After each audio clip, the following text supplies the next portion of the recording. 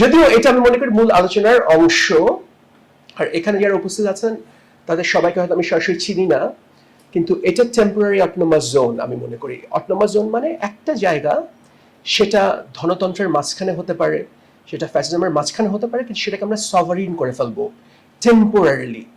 সেখানে আর ক্ষমতার লজিক কাজ করবে না, সেখানে আর বাইরের যা যা প্রভাব কাজ করবে না কিছুক্ষণের জন্য, আবার ভেঙে দিব, তো তার ইম্প্যাক্ট সমাজে পড়ে।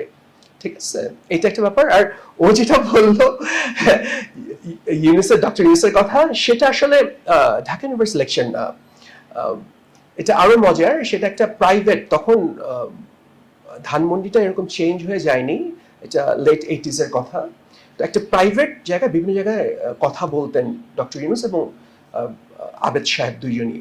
তো ওইরকম একটা জায়গায় আসলে দাওয়াত ছিল সফা ভাইয়ের, আর আমরা কিছু মানুষ ছোট যারা সবার পেছনে ঘুরতাম, উনি মানে জোর করে জেদ করে ওনার সাথে আমরা যাই।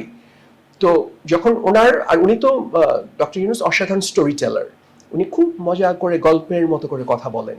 তো গল্প যখন শেষ হয়ে গেছে, মানুষের ঘোর কাটেনি, মানুষ তখনও ঘোরের মধ্যে। তো তার মধ্যে বিভিন্ন মানুষ একটু একটু করে প্রশ্ন করছেন। তো সেই সময় সফা ভাই জিজ্ঞেস করলো যে doctor Yunus, we have heard about all your successes, tell us about your failures because we're going to learn from your failures. তখন উনি এভাবে তাকায়, জাস্ট বলেন I have none. তো ওটা আমার জন্য খুব ইন্সপায়ারিং ছিল, যে আমরা কি সেই জীবন তৈরি করতে পারবো যেখানে কোনো ব্যর্থতা নাই, কিংবা ব্যর্থতা এমন যাকে আমরা সাফল্যের অধিক করে ফেলতে পারি।